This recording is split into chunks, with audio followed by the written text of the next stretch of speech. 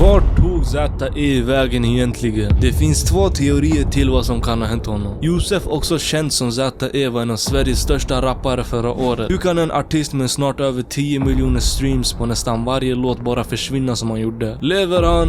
Försvann han frivilligt? Eller vad är det egentligen som händer? ZE är uppvuxen i Tensta och har enligt honom varit en kriminell sedan ung. Josef växte upp med sin mamma, pappa, 3 syskon i en 3-rummare i Tensta. Han var polsk med romisk börd. Smeknamnet var från början Sigge, som senare blev till ZE eller bara Z. Men hur har dina föräldrar tagit den här framgången då liksom? Nej, de är fett glada, de är så här, de känner att de är inte oroliga längre. De mår bra.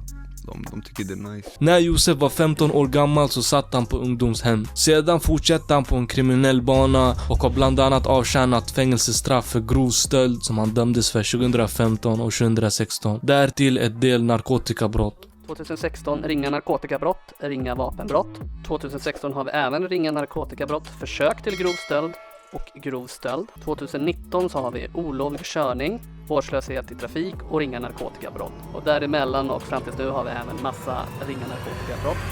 Det var bara några år sedan ZE började rappa. De första låtarna spelades in under tiden han var på permission. Gringo hjälpte honom att lägga ut låtarna på Spotify. Gringo och ZE var nära vänner och de skapade bolaget Team Platina tillsammans. De båda växte upp med varandra och var barndomsvänner, och Gringo var även Zätas manager. Hela ZEs debut EP, Min penna blöder, skrev han i häktet på anstalt. Är du exponerad? Dålig luft, slutskåken den är förorenad. Regelbunden visitering utan argument. Samt fick han hjälp av sina vänner att lägga ut hans musik på olika streamingtjänster. Du gjorde din första skiva, du skrev många av de låtarna när du satt i fängelse. Hur kom det sig att du började göra musik då, där du var då? Jag hade samtal med min manager, han brukade gå hem till mig och prata med mig varje onsdag. Sen han bara, vi måste lägga upp låtarna i Spotify. Han bara, det kommer slå till, du vet. Han bara, jag känner på mig, det här är någonting. Han bara, det kommer bubbla, du vet. Han bara, vi kommer tjäna pengar på det här. Jag bara, okej, vi kör, du vet. Stoppa upp dem på Spotify. Och sen om det går bra, vi öppnar företag och vi fortsätter därifrån. ZE såg framgång rätt så snabbt. Redan med ett av sina första singlar, Karamell, fick Z 11 miljoner streams. Det är problem. Jag kan spotta kapell. Min brajer är bäng och det smakar karamell. Men vi har ett viktigt meddelande. Den här lilla skiten, Cook Islands, har snart en befolkning på 10 000 och de växer snabbt alltså. Prenumerera så vi kommer till 10 000 prenumeranter innan de når 10 000. Vi kan inte låta dem nå 10 000 först alltså, det går inte. Ni tittare, visar makt och prenumerera på kanalen. Samma år som Karamell kom ut 2017 så släppte han även singlarna Någonting av nada, Pengarna det bränns, som båda fick miljontals streams var. Det visar en viss talang Zäta kommer som han redan hade från dag 1. Med en kikare, märker av span, jag är ingen förstagångsförbrytare. När det är rån, inga fingrar, inga hår. Överlämna pengarna i väskan, por favor. Snurra ratten, fitta motherfucking ordningsmakten. Jalla bratte, skippa telefonsnacket. Jag är far svensk, klipp upp i min son. Att fiffla mig det är svårt för jag födde sig igår. Aina står och back med en kikare, märker av span, jag är ingen förstagångsförbrytare. Alla lyssnare han hade blev hooked direkt. En av anledningarna till varför Zäta blev så framgångsrik som han blev, så snabbt som han blev, var på grund av hans unika flows och unika bars som han bara kunde leverera. 2017 när hans karriär tog fart så var det inte många rappare som kunde rappa som honom. Zäta tog även hjälp av up and coming producenter som hjälpte till med hans beats, vilket vidare gjorde han ännu mer unik. Även med all denna succé så säger Zäta att han fortfarande befann sig i en hetsig omgivning. Han säger, vi är fortfarande i smeten här, men vi är på bättringsvägen 100%. Vi börjar sätta vänner i arbete, folk som har hållit på med kriminalitet. Vi håller på att göra något som är så mycket större än oss. Skivbolaget kallar dem för Team Platina. De säger, det börjar rulla in cash. Först 5 lax, 5 lax blev till 10 lax, 10 lax blev till 15 lax och helt plötsligt satt vi med 70 lax inrullandes varje månad och det blev bara mer och mer. Vi tänkte så här, vi gör allt detta själva. Det kanske tog 2-3 år, men det är ingen som har gjort det här åt oss. Vi har gjort det helt själva och det är exakt det som driver oss. Att vi har lyckats göra allt det här själv. Det är mycket fattigdom. Även om ni ser att vi drar in miljoner så är vi långt ifrån att må bra. Vi har inte nått upp till den nivån vi vill nå upp till än. Det finns så mycket mer att täcka. För det är för mycket fattigdom här. Ingen av oss äger någonting. Ingen lägenhet, kanske någon bil någon av oss äger, men annars inget mer än det. Det är därför vi jobbar så hårt som vi gör. Och det enda som driver oss är hungern. Jag tror inte någon vill leva kvar här hela sitt liv och uppfostra familjen här. ZE's karriär exploderade bland annat tack vare hans låtar som Positiv, 74 bars, Sverige vet, vilket fick miljontals streams. Jag knullar hoser med mitt team, nasty. Ni baxar mina flows, då kommer dit. Rimbitare, kolla mina shows, de kommer dit. Beats like positiv, inte negativ, relativ, väldigt kreativ. Sälla vi, lever sälla vi. La vida. Det här är inte 90-talet, hörde någon vi tar med det bäst, de håller sig till planen. Bara dessa 3 låtar har idag över 80 miljoner streams på Spotify. Detta gjorde ZE till en av Sveriges största artister på sina första år. ZE till skillnad från många rappare ville bli en bra förebild för de yngre. Han pratar mycket om att de yngre ser upp till honom och att han brukar skicka hem de unga om han ser dem sent på kvällarna. När pengar och streamsen började rulla in så ville även ZE sakta men säkert göra mindre och mindre gangsterrap. Det kom igen tillbaka till att han ville vara en bättre förebild. Det händer att folk skjuter varandra här också. Vi vill inte att ungdomar ska skjuta varandra. Vi visar bara vad som händer här. Har ni blivit nya liksom, förebilder känner ni? Absolut. Vi har folk som ser upp till oss. Jag skulle inte säga att vi har tagit över och att vi är förebilder för allihopa, nej.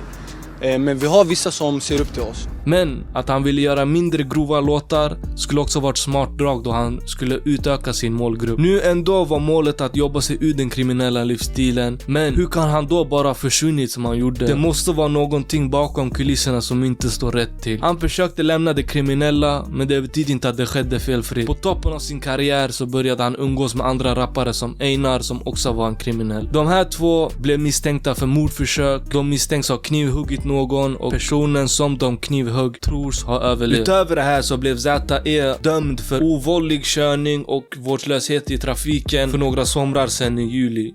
Rapparen ZE Josef Wojciechowicz har dömts för olovlig körning och vårdslöshet i trafik. Det är så att ZE har inget körkort. En polispatrull möter honom sittandes på förarplatsen i en bil. Han kör väldigt, väldigt långsamt en tidig morgon i juli förra året. Så polisen blir misstänksam över hur långsamt han kör, gör en U-sväng för att sätta på blåljusen och då ökar den här bilen hastigheten och kör så fort som i över 130 km i timmen. Men till slut så kommer den här bilen fram till en återvändsgränd som gör att bilen tvingas tvärbromsa och hur bilen till slut stannar precis tätt intill en betongvägg där föraren och passageraren inte har möjlighet att öppna dörren. ZE å sin sida, han hävdar att han var bara passagerare i den här bilen, att det hade varit en svart taxi och att den egentliga föraren hade kastat sig ur bilen och flytt i farten men har däremot ingen förklaring till hur de här bromsspåren då skulle ha kunnat uppstå. Och utan körkort också ska jag lägga till. Vad får han för straff? Han döms till dagsböter, 130 stycken dagsböter. Det blir baserat på hans årsinkomst 2017. Så det blir en ganska liten summa pengar, drygt 15 000 kronor. Trots allt detta blomstrade hans karriär. ZE hade nu släppt album som Sverige vet, Mer än rap, Hellre död än fattig och 100 steg före. ZE tack vare dessa albums blev nu en multimiljonär och levde ett liv han och hans vänner aldrig skulle kunna skåda. Nu på toppen av sin karriär så försvann han bara. Vad hände egentligen? Det sista man hörde från honom var ett Instagram-inlägg som lades ut augusti 2021, bara några månader innan rapparen Einar dog. På det här inlägget promotar han sina 2 senaste låtar, Delhi och Samma jag. Så vad hände egentligen? Det finns 3 spekulationer som ändå är någorlunda logiska, och då säger jag igen, dessa är endast spekulationer. Spekulation 1. ZE umgicks mycket i Einars krets och Einar och ZE var väldigt nära vänner. Och när Einar dog så spekuleras det att ZE's liv på något sätt har varit i fara. Detta går ut på att efter mordet på Einar så blev ZE rädd för sitt egna liv och ligger nu låg på grund av det. Spekulation 2 är att ZE har avlidit någonstans. ZE pratar mycket om att lämna det kriminella livet, men hans register säger annat. Det var tydligt att han fortfarande beblandar sig med kriminella, och det spekuleras att bland alla dessa skjutningar som sker här i Sverige så kan ZE ha varit ett av offren. Och den sista spekulationen är liknande första spekulationen, och det är att ZE blev hotad av någon och ligger nu lågt på grund av hoten. Folk säger att ZE har svikit några av sina nära barndomsvänner från hans gamla ort och att de här barndomsvännerna nu vill han illa. Det var allt för spekulation 3, men en viktig detalj som man inte får missa är att 2021, den 1 september, så inleddes konkurs på ZE's företag Team Platina. Kan detta vara ett intern bråk?